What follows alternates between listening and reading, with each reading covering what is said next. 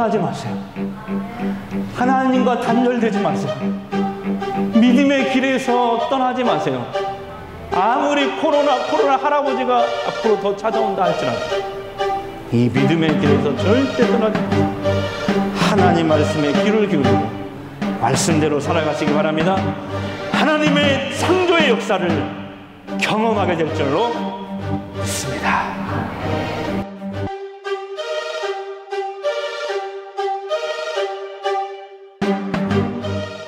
하나님이 세상을 창조하셨습니다. 이렇게 서로 인사하겠습니다. 성경은 창조 이야기로 시작이 되고 있습니다. 하나님의 이 창조 이야기가 성경에 기록된 배경은 바로 바벨론 포로기 때입니다.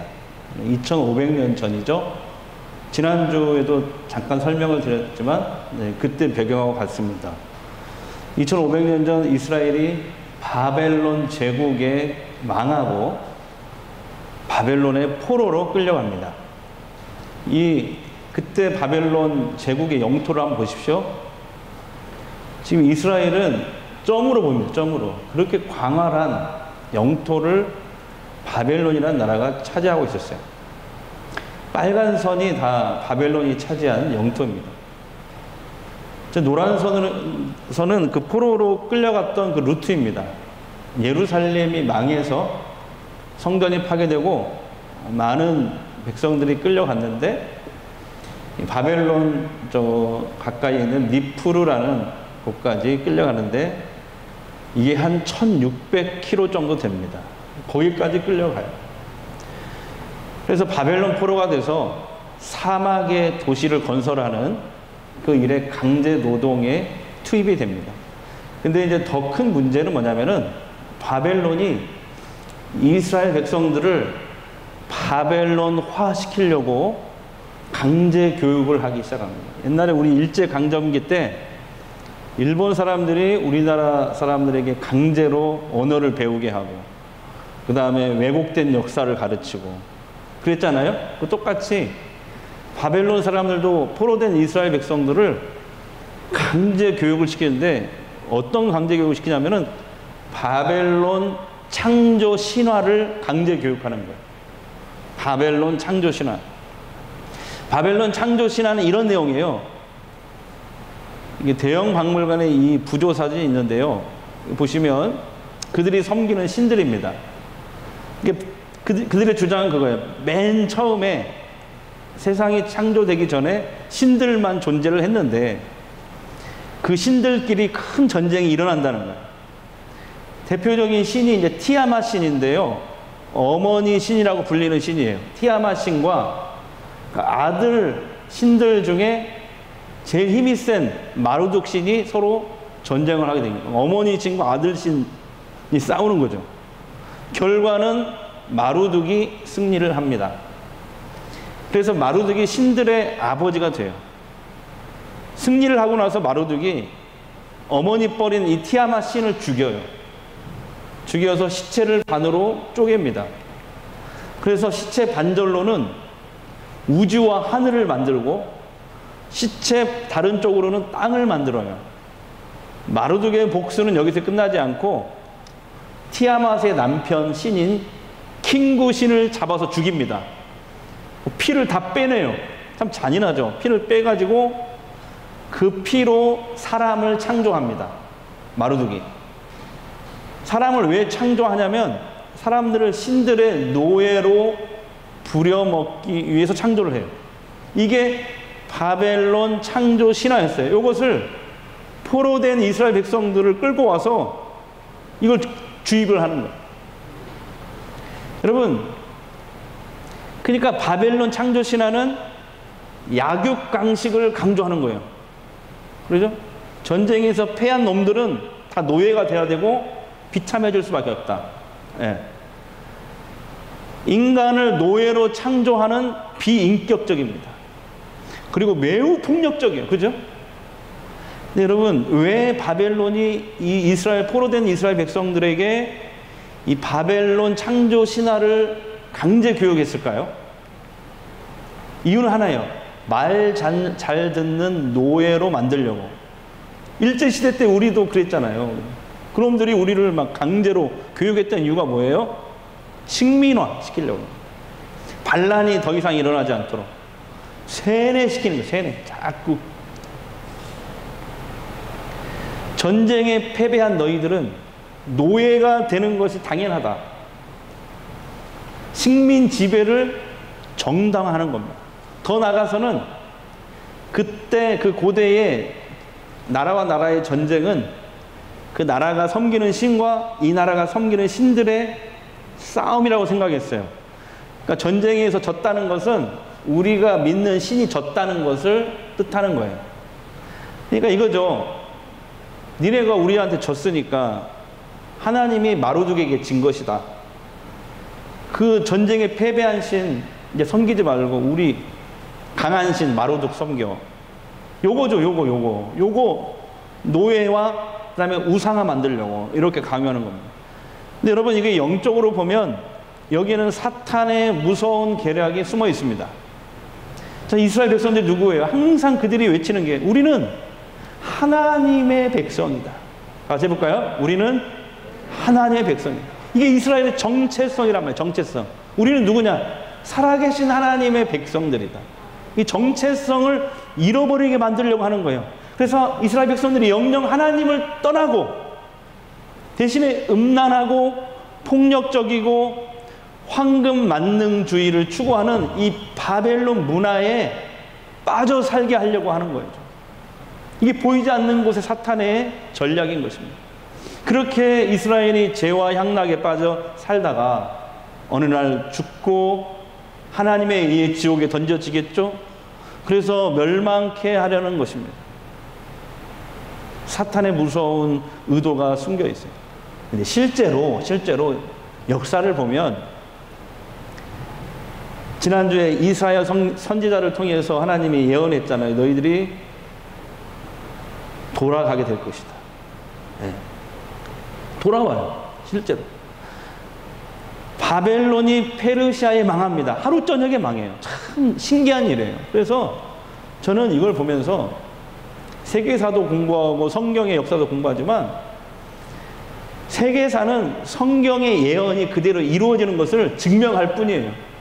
그래서 세계사를 히스토리라고 하잖아요. 휴먼 스토리라고 안 해요. 사람의 이야기가 아니에요. 세계사는 하나님의 얘기, 그의 이야기, 히스토리. 성경은 예언이고 그 예언이 이루어진 것을 역사가 증명하고 있어요. 여러분, 우리는 살아계신 하나님을 믿는 줄 믿습니다. 예. 실제로 하나님의 예언대로 바벨론이 70년 만에 페르시아에 망했고 이스라엘은 70년 만에 고향 예루살렘으로 다시 돌아가는데 그때 고향으로 안 돌아가고 바벨론에 그냥 남아있는 사람들이 많았어요. 왜 그래요? 그 강제 교육, 주입식 거기에 넘어간 거죠. 사탄의 그 유혹에 넘어간 거죠. 하나님을 버려버린 거예요. 여기가 좋사오니 가봤자 폐허가 된 예루살렘 그것도 일으키려면 얼마나 힘들어. 그런 거 하지 말고 이 발달된 도시, 그때 최고의 도시였어. 바벨론. 이 바벨론이 오늘날 이라크거든요. 지금은 후진국이지만 그때 2500년 전에 이 성경인식의 배경에 나오는 이 바벨론은 최고의 선진국. 여기가 좋다. 우리는 안 가겠다. 하나님 버리겠다. 그냥 마루둑씩 섬길래 그냥 여기 살겠어. 그러니까 사탄은 하나님의 백성을 세속화시킵니다. 바벨론화 시킵니다. 그래서 하나님을 떠나게 만드는 것이죠. 근데 이게 뭐냐면은 하나님이 이사야 선지자, 예레미야 선지자를 통해서 다시 예언했던 이스라엘이 회복되어서 다시 돌아가서 새로운 이스라엘로 새로운 미래를 만들어 갈 것이다. 성전에서부터 에스겔을 통해서 얘기했잖아요. 성전에서부터 말씀이 흘러나오고 말씀이 흘러가는 곳마다 살아나는 회복되는 역사가 예루살렘에서 다시 시작될 것이다. 그 하나님의 계획을 사탄이 지금 망치려고 하는 것이죠. 여러분, 우리가 사는 세상도 그때와 다르지 않습니다. 지금은 21세기 바벨론이라고 불러도 지나치지 않는 표현일 거예요. 실제로 성경에서 바벨론은 역사에 사라지죠. 페르시아에서 망하고 사라지지만 성경은 바벨론이라는 그 나라를 계속 쓰고 있어요. 요한계시록에도 바벨론 나오거든요. 뭘로 사용하고 있냐면 하나님이 바벨론은 타락한 세상의 상징으로 쓰고 있어요. 성경. 여러분 오늘날도 21세기 바벨론이라고 우리가 부인할 수 있어요?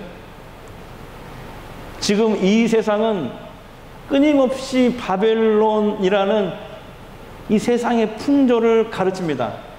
그때하고 똑같아요. 나만 아니면 된다는 이기주의, 돈이면 다 된다는 황금 만능주의, 한 번뿐인 인생 즐겁게 살자, 그렇게 살다 죽으면 그만이지, 쾌락주의. 듣기에 괜찮아 보이고 멋져 보이고 쿨해 보입니다. 그러나 여기에도 사탄의 무서운 계략이 있다는 것을 우리는 알아야 됩니다. 사탄이 우리에게 타락한 세상의 문화와 가치관을, 이 바벨론의 가치관을 자꾸 주입을 시킵니다. 문화를 통해서, 스마트폰을 통해서, 교육을 통해서, 어떤 사건을 일으켜서 세상의 모든 교육과 문화와 모든 것들을 통해 사탄이 보이지 않게 우리에게 자꾸 바벨론의 그 정신을 집어넣는 거예요. 우리 바벨론. 그래서 그 목적이 뭐예요? 딱 하나. 하나님과 점점 멀어지게 만들고 하나님을 떠나게 만드는 거죠. 목적은 뭐예요? 우리를 사탄의 말 잘 듣는 노예로 만들려고 하는 거예요. 사탄이 원하는 대로 살게 하려고 하는 거예요. 근데 성경에 보십시오. 이기주의, 황금 만능주의, 쾌락주의, 성경 66권의 단 한 구절도 하나님은 우리에게 그렇게 살라고 말씀하신 적이 없어요. 오히려 예수님을 통해서 이렇게 말씀하시죠. 온유해라, 인내하라, 평화하라, 속옷까지 달라고 하면 겉옷까지 내주라, 오른밤을 때리거든 왼밤도 대줘라, 오리를 가자고 하면 심리를 같이 가져라. 이런 말씀은 하시지만 그렇게 이기주의로 살아라, 황금 만능주의 최고야, 쾌락주의로 살아라, 이렇게 말씀하신 적이 없어요. 여러분 사탄은 우리에게 얘기합니다. 야, 말씀대로 사는 거 그거 답답하지 않냐?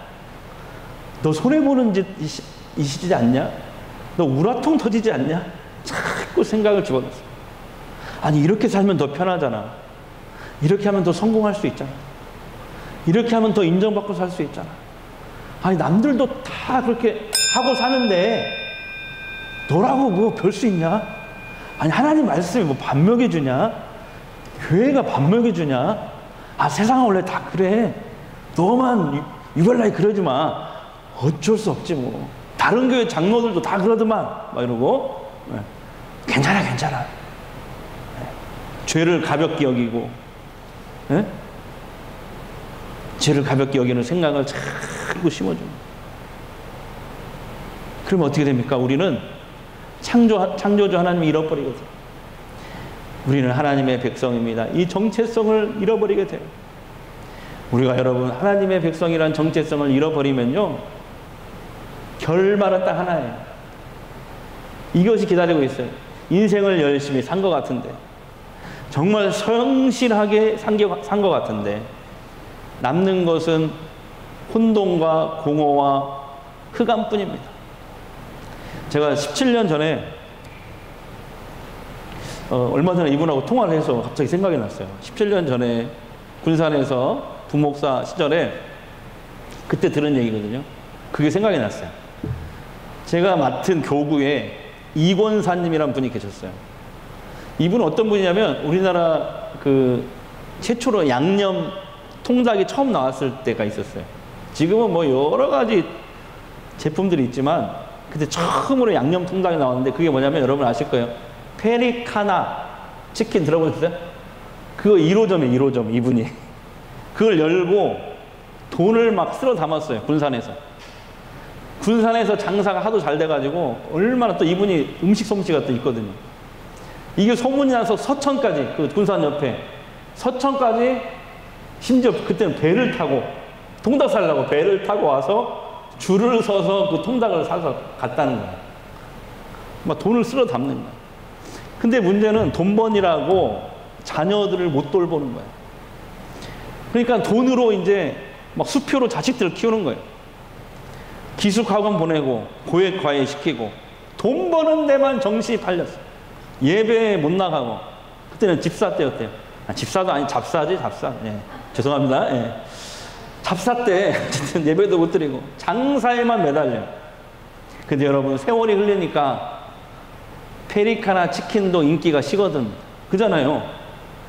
권사님 어느 순간 그 잘되던 가게를 접게 됩니다. 돈을 얼마나 많이 벌었는데 그 집에 10만 가면 집이 60평이에요. 60평. 예. 그때 권사님에게 남은 게 딱 하나가 찾아오더래요. 그렇게 많이 돈을 쓸어 담았는데 나중에 정리하고 보니까 공허함만 남았더라 이 말이에요. 공허함.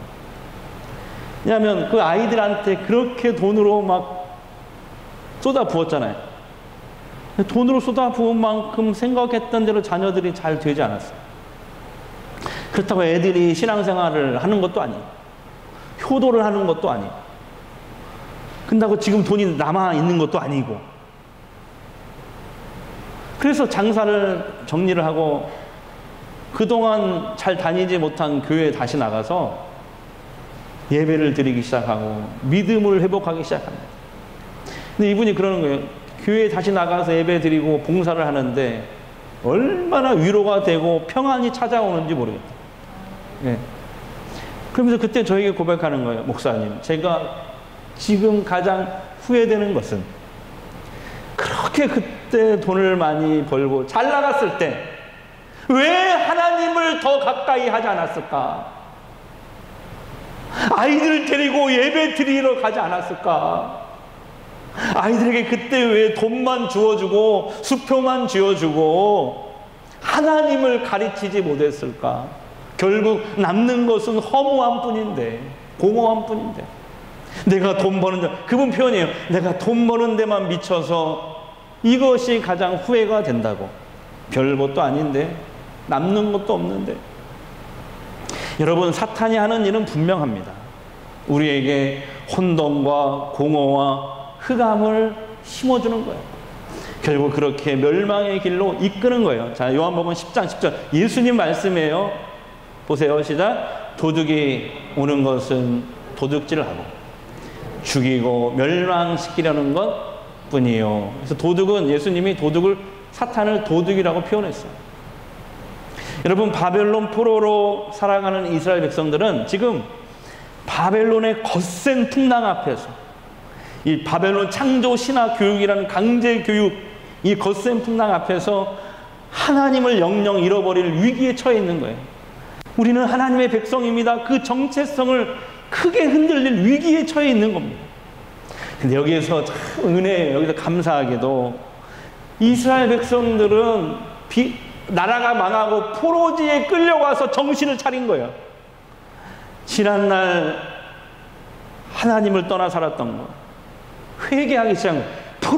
포로지에서. 그래서 저는 생각합니다. 우리가 인생을 살다가 고난, 어려움 나쁘죠. 별로 좋지 않죠. 근데 내가 살면서 그 고난과 어려움을 통해서 다시 하나님을 찾을 수 있게 된다면 그 고난은 축복입니다. 그 고난은 축복이에요. 이스라엘 백성들에도 70년 바벨론 포로가 결코 나쁘지만 않은 거예요. 왜? 그 어려움을 통해서 하나님을 다시 찾았기 때문에. 여러분 믿으십니까? 이스라엘은 바벨론 포로 생활이라는 이 흑암과 혼돈과 공허의 시간에서 제일 먼저 우리가 어떻게 해야 되느냐? 우리가 회복해야 될 믿음이 뭐냐? 바로 이 태초에 하나님이 천지를 창조하시니라. 한번 해볼까요? 시작. 태초에 하나님이 천지를 창조하시니라. 이 말은 이런 믿음이에요. 모든 우주 만물과 우리 인생의 주인은 하나님이십니다. 이 믿음의 고백이에요.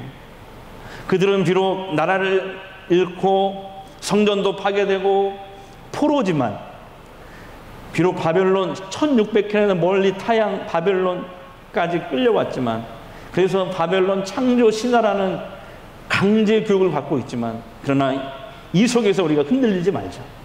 우리는 하나님의 백성이잖아. 이제라도 우리 같이 흔들리지 말자.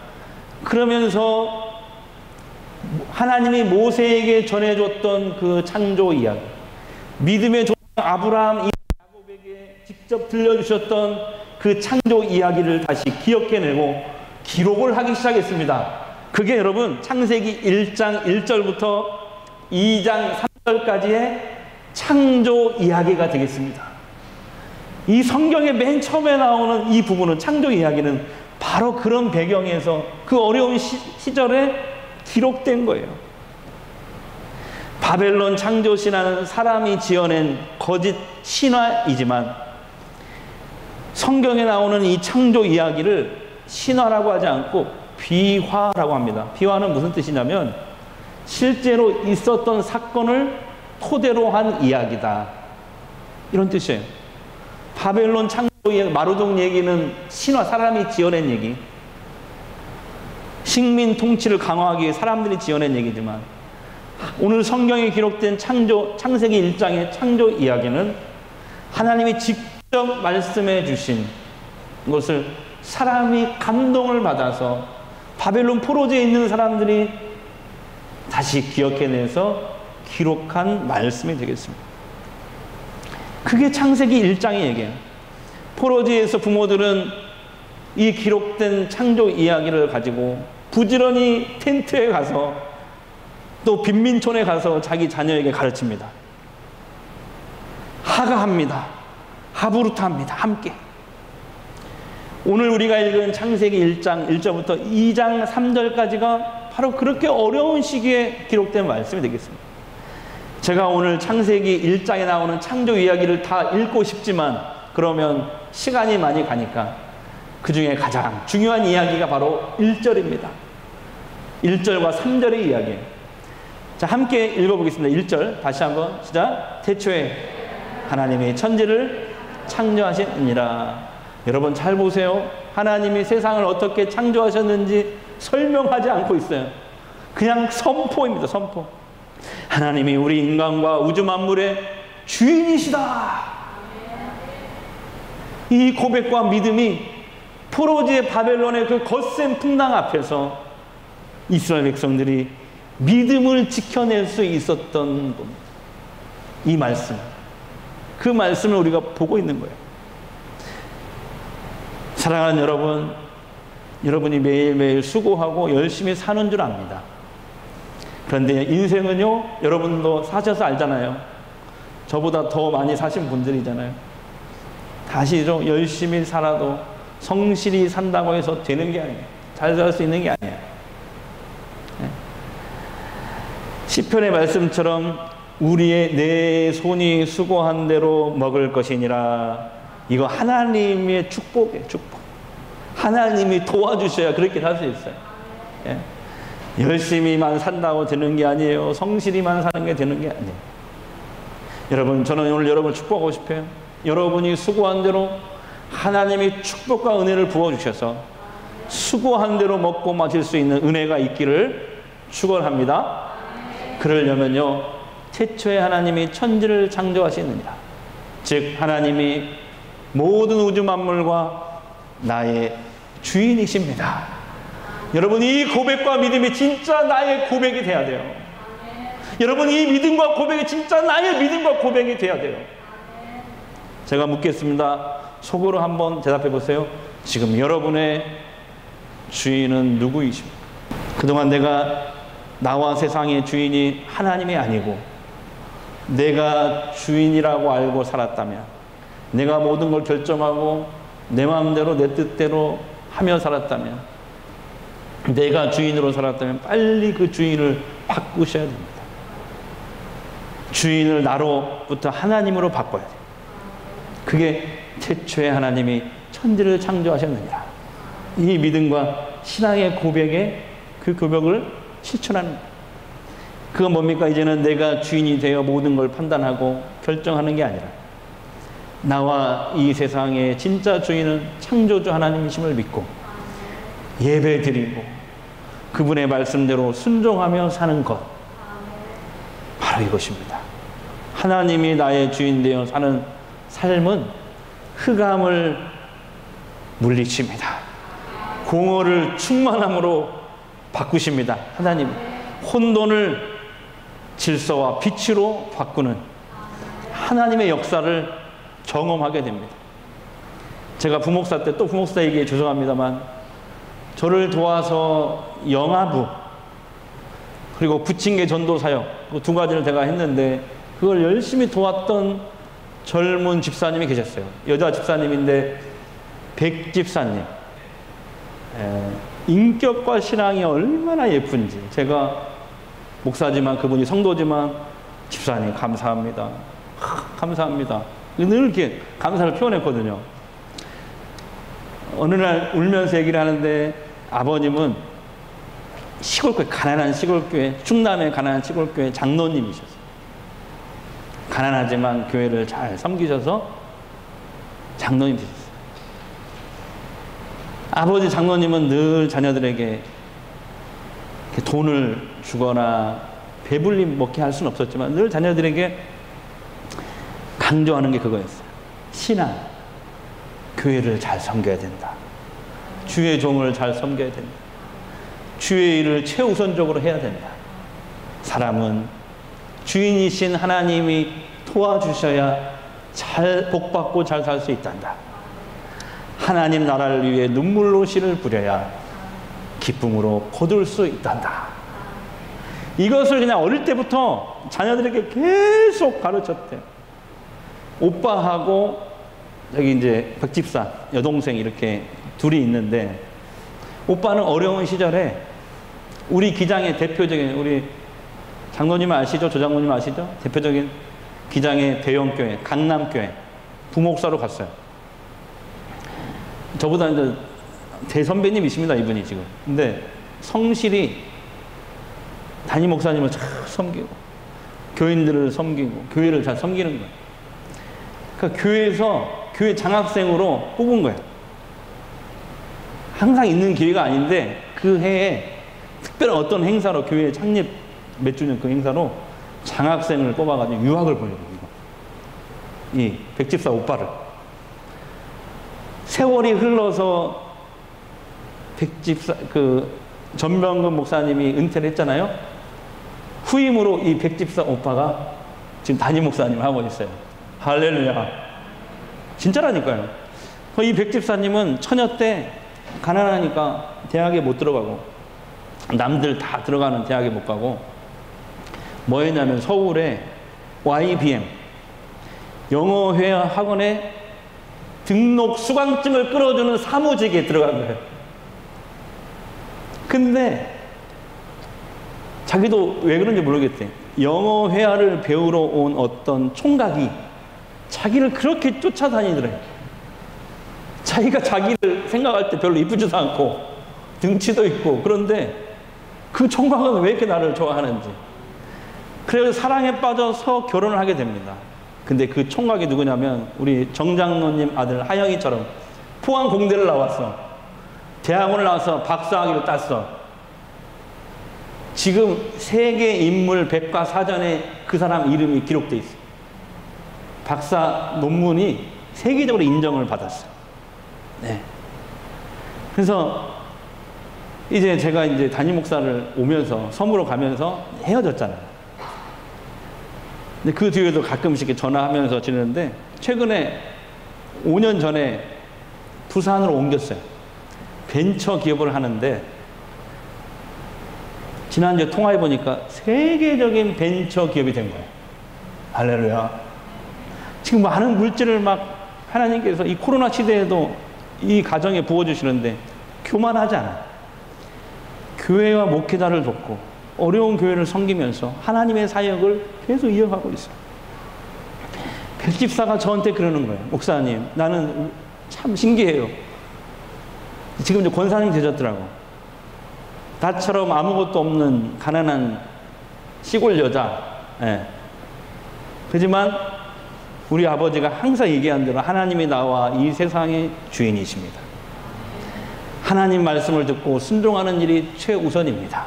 이 고백과 믿음으로 살기만 했는데 하나님 어떻게 이 모양 저 모양으로 우리 그 자녀들, 오빠와 저를 이렇게 축복해 주셨는지 모르겠다. 우리 가정을 흑암을 빛으로 바꾸셨고 하나님 혼돈을 질서로 바꾸셨고 공허함을 풍성함과 충만함으로 채워주셨습니다. 저는 이 설교를 준비하면서 제가 회개를 했어요. 그 한신에 들어가면서 1, 2학년 때 사회과학을 공부하고 막 데모에 참여하면서 하나님을 잘 믿으면은 복을 받는다. 그 말이 듣기가 싫었어요, 사실은. 네, 비판적인 이런 생각이. 근데 목회를 하면서 보니까 그 말이 딱 맞아. 부흥사들이 얘기하고 우리 원로 목사님들이 그렇게 얘기하고 돌아가신 목사님들이 그렇게 얘기했던 그 얘기. 예수를 잘 믿으면 하나님이 도와주셔야 우리가 이 땅에서 잘 살 수 있다. 그 말이 딱 맞아요. 여러분, 그 축복이 여러분에게도 있기를 축원합니다. 그렇습니다. 하나님의 창조의 역사는 지금도 이렇게 믿음의 사람들을 통해서 계속 진행되고 있습니다. 여러분, 공허하십니까? 허망하십니까? 흑암 가운데 있습니까? 괴롭습니까? 죽고 싶은 심정이십니까? 여러분의 인생에 하나님의 창조가 있기를 바랍니다. 그러면 딱 한 가지를 기억해야 돼요. 자, 2절, 3절 보겠습니다. 시작. 땅이 혼돈하고 공허하며 흑암의 기품이 있고 이르시되 빛이 있으라 하시니 빛이 있어. 하나님이 이르시되 말씀하시니 세상은 하나님이 말씀으로 창조하셨고 하나님은 지금도 말씀으로 창조 사역을 이루어 가십니다. 흑암과 공허 혼돈에 쌓인 인생을 빛의 역사로 바꾸십니다. 하나님을 떠나지 마세요. 하나님과 단절되지 마세요. 믿음의 길에서 떠나지 마세요. 아무리 코로나 할아버지가 앞으로 더 찾아온다 할지라도 이 믿음의 길에서 절대 떠나지 마세요. 하나님 말씀에 귀를 기울이고 말씀대로 살아가시기 바랍니다.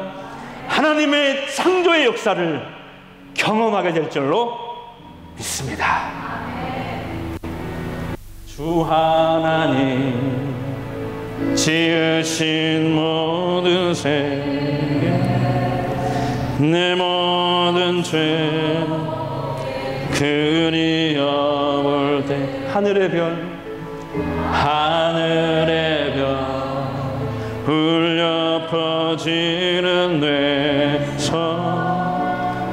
주님의 권능 우주의 참 주님의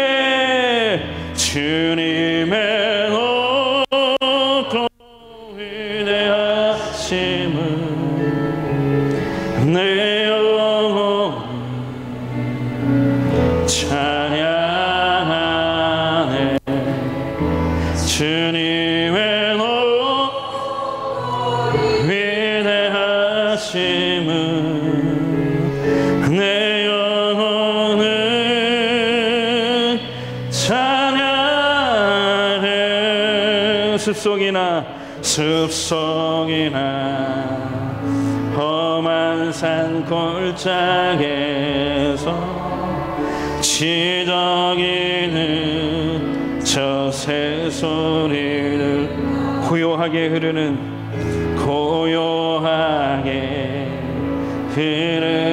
시냇물은 주님의 솜씨 노래하는 주님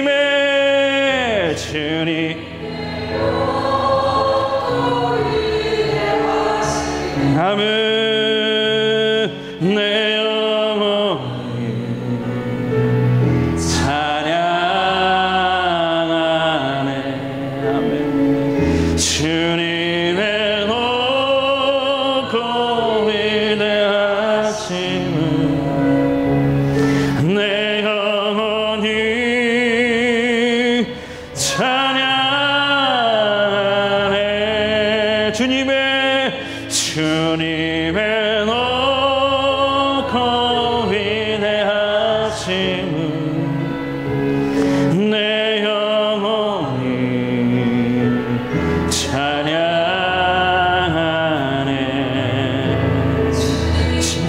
높고 위대하심은 내 영혼이 찬양하네.